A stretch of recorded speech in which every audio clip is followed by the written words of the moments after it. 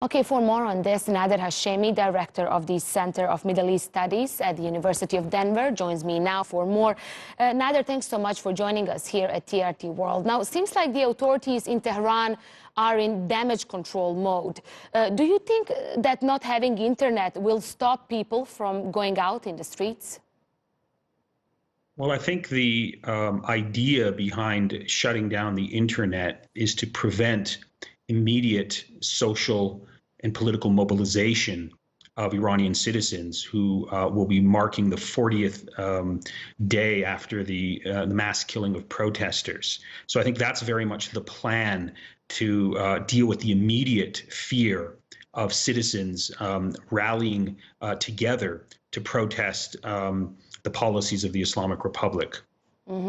Nader, I was just talking about the death toll that's reported differently by different news agencies and Amnesty International. How does the Iranian government justify its use of violence in the past several weeks?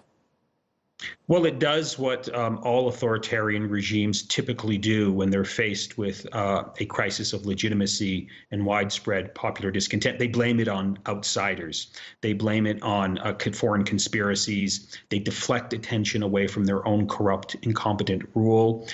In the case of Iran specifically, the regime uses the theme of sort of anti-imperial third world nationalism to try and rally people around the flag, claiming that outsiders are trying to subject and subvert Iran's integrity.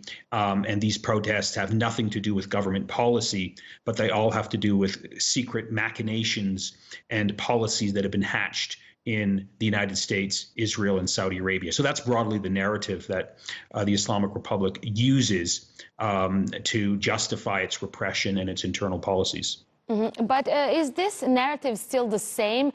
Tehran, as you just said, was saying that these protests were sparked by foreign interference as soon as the protests started. Do you see this narrative changing and authorities acknowledging the protesters' demands and their issues internally?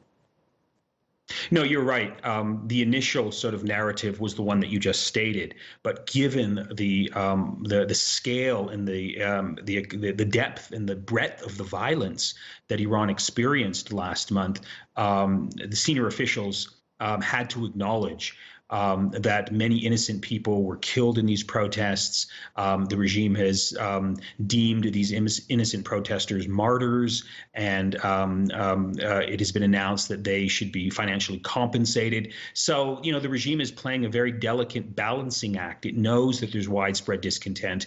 It knows that the security forces, unleashed widespread violence on innocent people, and that if it doesn't acknowledge these basic facts, it runs the risk of further undermining the legitimacy of the Islamic Republic. So, that's where we stand today.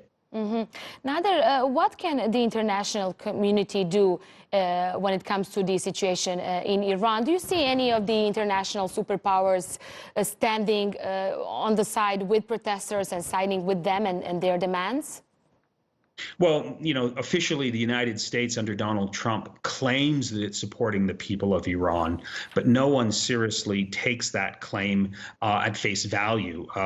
The simple fact that, there was a travel ban on several Muslim countries, including Iran, that prevent Iranian citizens from traveling to the United States undermines the claim of Secretary of State Mike Pompeo that he's sympathetic and supports the Iranian people. I think broadly what the international community can be doing and should be doing is trying to restrain the predatory, military-oriented policies of the Trump administration that has imposed crippling sanctions on the people of Iran, impoverishing them, and effectively, strengthening the hardline elements within the system. I think that should be the priority.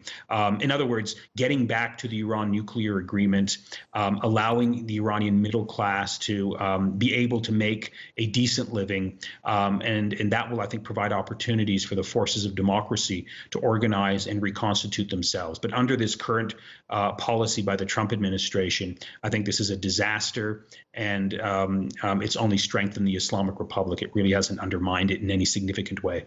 Okay, we'll leave it there for now. Nader Hashemi, director of the Center of Middle East Studies at the University of Denver. Thanks so much for your insight for us here at TRT World, as always.